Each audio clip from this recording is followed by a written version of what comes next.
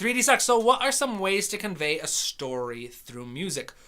Oh, okay. So 3D, you're gonna get me going. You're gonna get me going talking for a long time. Because that's basically what I love to talk about. So there are a few different strategies. I'm gonna try and keep from going on a whole kind of rabbit hole, but there's a number of strategies. All right, and I'm gonna pull up my notes actually here so I can write them down. All right, strategies for storytelling in music. All right, so there are a couple of strategies you can work with, a bunch of them, in fact. The first one is what we will call the motivic strategy. All right, the motivic strategy is one of the most popular strategies in film music. All right, it was first used in opera by Richard Wagner, a very complicated historical figure. Beautiful music, not quite a beautiful human being.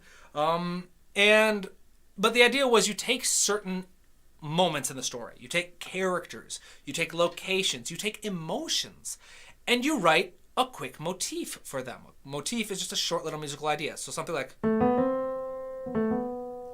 that could be a motif. That sounds really familiar. That's from a song, I think. But yeah, there's all kinds of motifs that you can come up with. And I have a video dedicated to writing strong motifs. But the idea is like you take a musical idea and you pair it with this character. Every time this character comes up, you return to this idea. You change it and you grow the idea as it goes, but that idea, that basic idea, is always paired with that character or with this emotion or that location or this thematic idea.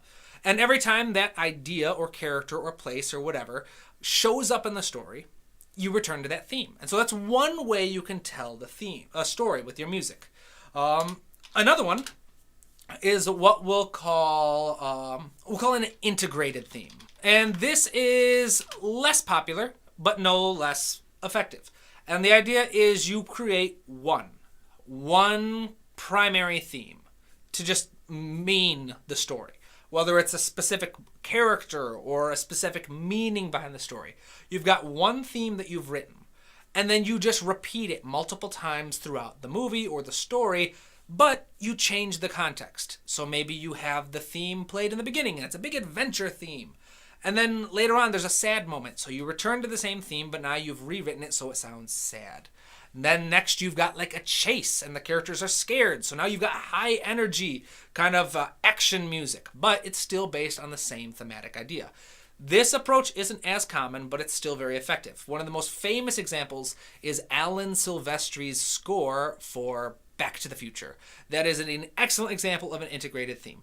You've got the primary theme for the movie, and as you listen to the movie, you'll just notice that the same basic theme repeated over and over again. There are a few changes here and there, a couple different ideas, but the main theme gets repeated a lot, and it gets repeated in a lot of different emotional contexts as ways to help tell the story. There's all kinds of strategies to tell a story with your music.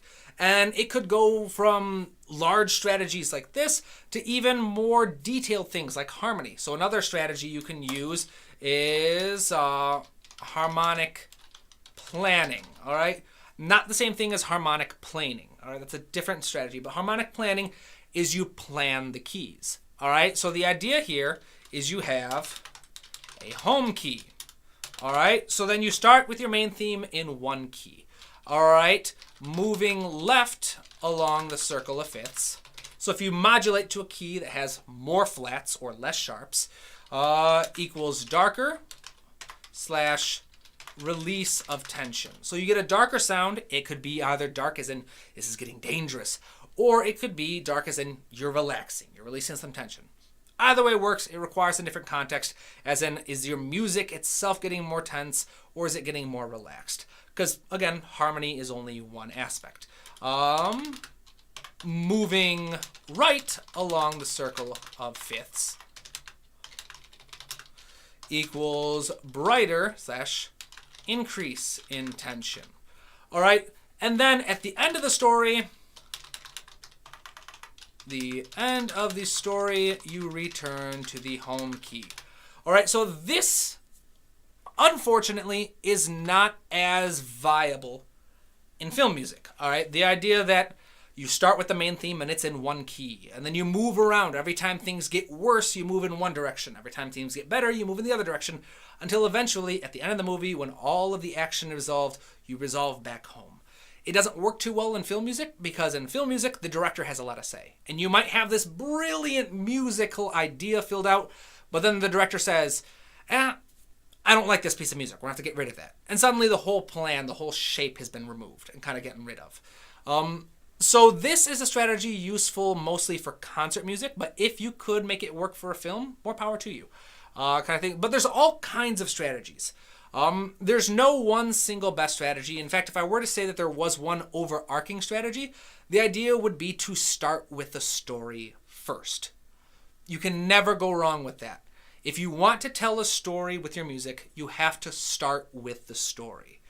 Find out the story. What are the scenes? What are the moments of the story that are important? What parts of the themes? What kinds of themes are you going to need? All that kind of cool stuff. And once you've got the story, you can figure out how you want to tell that with music. Maybe there are characters in the story that need themes.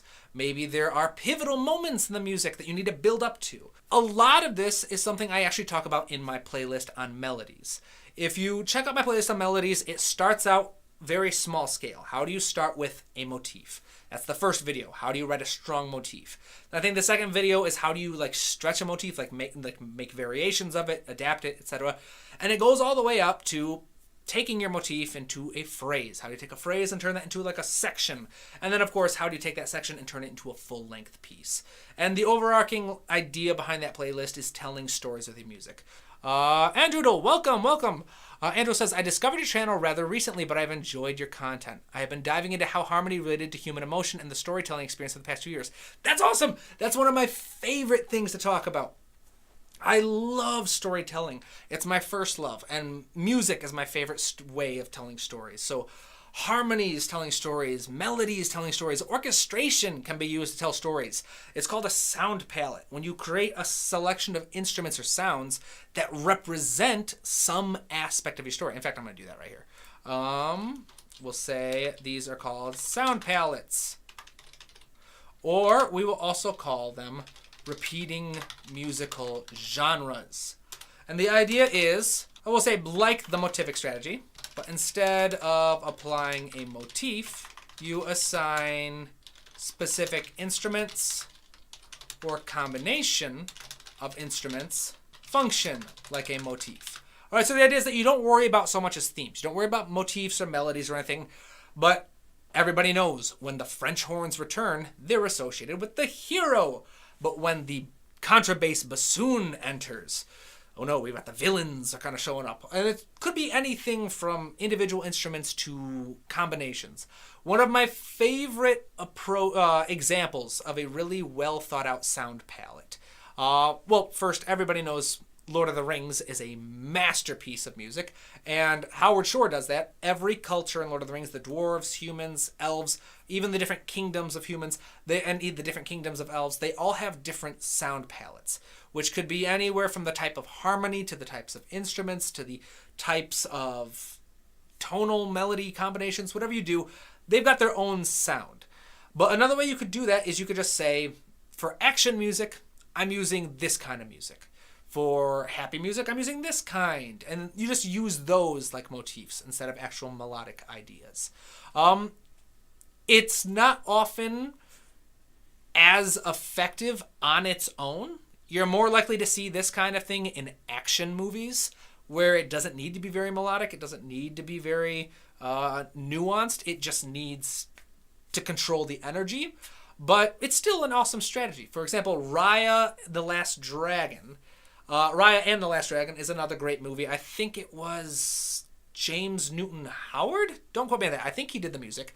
But whoever the composer was, they had 3 basic sound palettes. There was essentially a bunch of instruments that were from Southeast Asia that were used for the most of the music. It created a beautiful sound that kind of helps set the story world. But anytime the music needed to have added emotion added to it, the composer would add an orchestra to that ensemble. So you've got these beautiful Southeastern Asian instruments playing, and they help set the world. But because audiences are much more familiar with an orchestra, he would use those anytime the emotions needed to be heightened. He would combine the two. And then there was a running theme of like the indomitable spirit of the people in that story world.